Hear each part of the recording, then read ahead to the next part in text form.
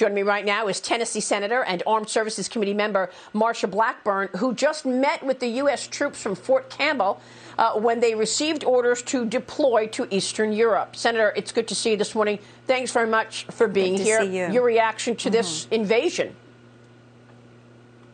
Of course, this shows you what a thug Vladimir Putin is. And he feels like he has had a runway from the Biden administration.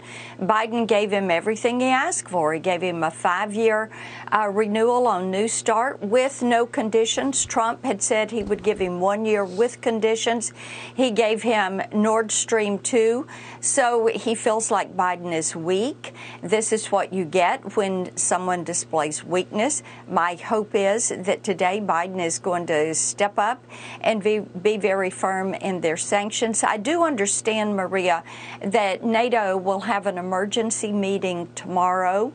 We do understand the G7 will meet with the president, virtually, of course, all of these. They will do that today. We do understand that other countries are moving forward quickly with placing sanctions, the EU, the UK, Japan. I think one thing that is going to be interesting to watch in this is how China supports Russia. You have Russia, China, Iran, North Korea. That is your new axis of evil. And to see how China will try to soften the sanctions on Russia and on Putin. Yeah, which is why I was pretty struck by the news that the United States is now ending the China initiative, Senator. I don't know what you feel about this. There was an investigation from the DOJ into China's bad practices, these theft of intellectual property. And that investigation yielded a string of indictments under the Trump administration, people from academics to embassy officials to people who were sending information and intellectual property to China and getting paid for it. So now we're ending that investigation, even though Christopher Wray has told us umpteen times the threat that China is.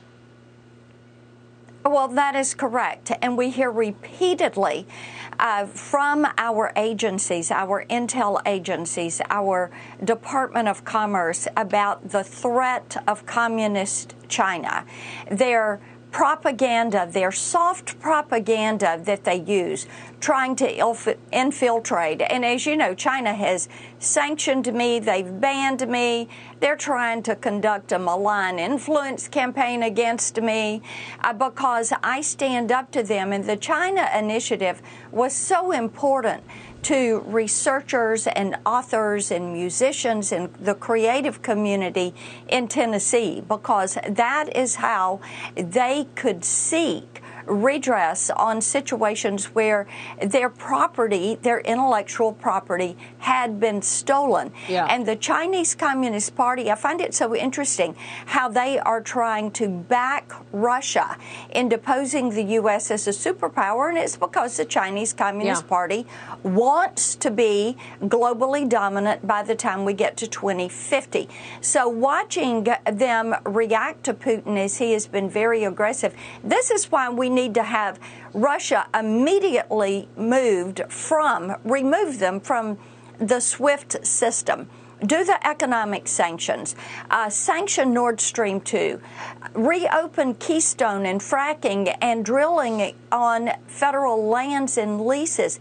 But Maria, President Biden, I am hopeful he is going to be very forceful today because he has given Putin a lot of leeway and Putin has taken it. But I've been impressed with Zelensky and how he has stood up.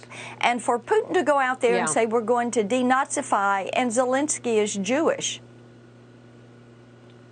Unbelievable. Wow. Yeah, that's a great point, Senator. Yes. I know you tweeted last night this. You said Biden must stand up to Putin and immediately levy severe sanctions against Russia, starting with the removal from the SWIFT banking system.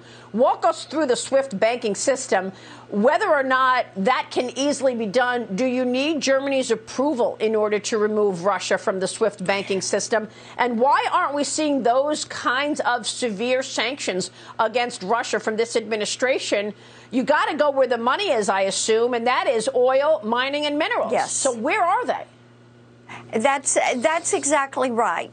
And because they have not gone after oil and gave them Nord Stream 2, what you did was to give them the avenue to their revenue stream. And of course, then what did Xi Jinping do? He said, we will buy more oil from you. Now, when you remove them from the SWIFT system, and of course, you've got the EU that has some headaches with this, what you do is make it more difficult for the oligarchs and the country, which you need to do. So it will be interesting to see if China says, if they do that, we will bank you, and you can look how China is wanting to have the yuan as the currency of choice and have countries peg to the yuan. So it's going to be interesting to see how they handle that relationship. Well, you mentioned the yuan. The euro is plummeting this morning. Obviously, the ruble in Russia is at a record low. Ukrainian currency at the lowest since 2015. Senator, real quickly, we only have a couple seconds here, but give us your sense of how America is implicated into this war that has broken out in Europe. My concern is that you will see Russia move back with their cyber attacks. And of course, our cost of energy is going to go up. But we remember the Colonial Pipeline attack. And Maria, we've got to keep our eyes on that as we go through the next few days. Yeah, not any consequences for the Colonial Pipeline, I should point out, by the way. Senator, thanks very much for your leadership. Yeah. I know you sent a letter to Blinken and Austin to trying to get the sanctions more severe. Senator Marsha Blackburn. We'll be right back.